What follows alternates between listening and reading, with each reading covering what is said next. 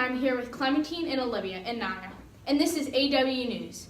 Today we are here to talk about the Mongols and their ruthless leader, Genghis Khan. The Mongols are taking over most of Eastern Asia, conquering and destroying cities, homes, and even people. All of this terror and horror led by Genghis Khan. Genghis Khan grew up with a harsh life with his mother, brother, and father. His father was assassinated when Genghis was young and left Genghis and his family with nothing. He took charge and then started up a group called the Mongols, known for being cruel and ruthless. They have been growing and conquering, gaining more and more territory, and will not stop till they took over the world. Here's Clementine showing how much territory is being gained and destroyed. Pass it to you, Clementine. Thanks, Danielle. Here's a map of the Mongolian Empire right now. As you can see, it is quite large, but how large exactly? Here we have the amount of space the empire is and others ancient civilization. His empire spreads from Central Europe to the Sea of Japan. As you can see, the Mongolian Empire was twice as big as Alexander the Great and is still growing. Click the link in the right corner to watch the episode on Alexander's empire. The United States, including Alaska and Hawaii, are 2 million square miles less than the Mongolian Empire. But now the question is, how did Genghis Khan and his army has been able to conquer so much land? Pass it back to you, Danielle and Olivia. Thank you, Clementine. As Clementine just showed, there is so much territory being gained by the Mongols. One of the reasons for this is because of the Mongols' battle tactics.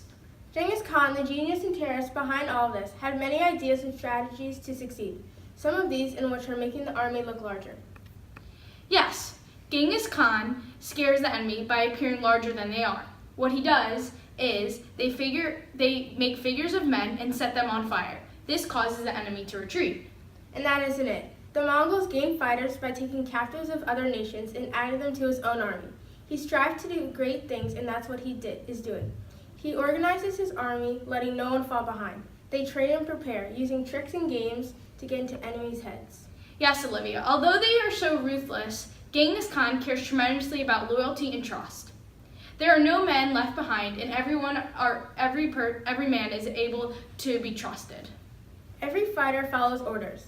I heard that Genghis Khan would have 2 different groups. One group fights during the day, and the other group would stay up all night waiting and watching, so the other men were able to sleep. This ensured that no man was ever tired. You have learned about some of their battle tactics and understand how smart and creative Genghis Khan is, and how he made his army into a strong, organized barbaric group. Yes, in fact, Genghis Khan's army is organized, much like any other civilized army. 10 men are looked over by one man, named a captain of 100. At the head of 10 captain of hundreds is a captain of 1,000. At the head of 10 captain, 1,000 is a 2-man. 2 or 3 men are in control of the whole army, but Genghis Khan is the ruler. Wow, so complicated, but it works. Now to Naya, showing all the casualties and successful these tactics are. Pass it to you, Naya.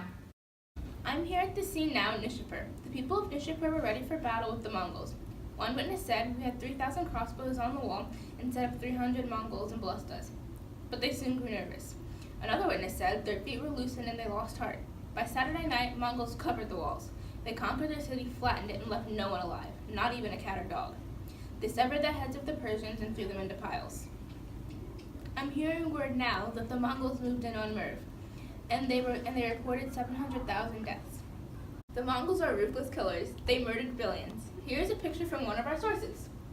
This shows one of the many ways they execute people. They bury them alive and upside down. Genghis Khan and his Mongols created many casualties and showing no signs of stopping anytime soon. Now back to Clementine and Olivia in the studio. Thank you, Naya. Now it's time for the inside scoop. You have just learned about everything so bad about the Mongols. And while it might be surprising, there is a good side. Yes, I've heard so much about their conquest, but they also have a standing economy, everlasting culture, and strict laws. Yes, in fact, I have visited one of the peaceful villages, and I got to learn so much about their culture. Most of their population are warriors, but women and children still have a great role. I got to visit the ruler of the village and learn about the strict laws that makes them a tight community. According to John Plano Carpolini and Rashad Din, who both have traveled to one of their villages, everyone has roles and expectations set high. I was especially surprised to learn that while their husbands are away, the wife must maintain their household so that any guest who comes by will be well received. Yes, I remember that they show great kindness and respect to visitors and each other. They share their food even though there's little of it, and act merry even when they don't get to eat for days. One thing that particularly stood out to me is how much you love to drink and how little rules there is about it. While it was a little scary at first, I realized that they have high expectations concerning a man drinking. John Carplini said drunkenness is considered an honorable thing to them. And Rashadin said, a man may become drunk thrice a month. If he oversteps this limit, he may make himself guilty of a punishable offense. Exactly. Now let's get to the serious part. Mongols value marriage and have strict laws about it. Whoever commits adultery will be executed, which prevented adultery in any ways. And from what I heard in the village, executions are really rare. As for captive married woman who has been kidnapped, no Mongol can have a relationship with her unless her husband is dead. Therefore, they will most likely kill their husband. In a way, it's good because they won't do anything wrong to a married woman. But at the same time, I'm afraid it's a little harsh. Definitely. According to John O'Plano Carplini, each man has as many wives as he can keep. 100, another 50, another 10. One more, another less. From what I've read, Mongols are ruthless and use women as objects.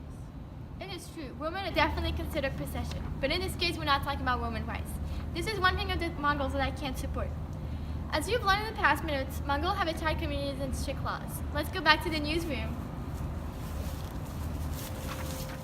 Welcome back to the studio. Thank you, Clementine and Olivia, for that inside scoop. Who knew there was so much about the Mongols that meets the eye? Right, thank you so much for being with us today. I hope this gives you insight on what the Mongols and Genghis Khan are really like. He's an amazing conqueror, but ruthless person. Thank you, Naya, for being at the scene.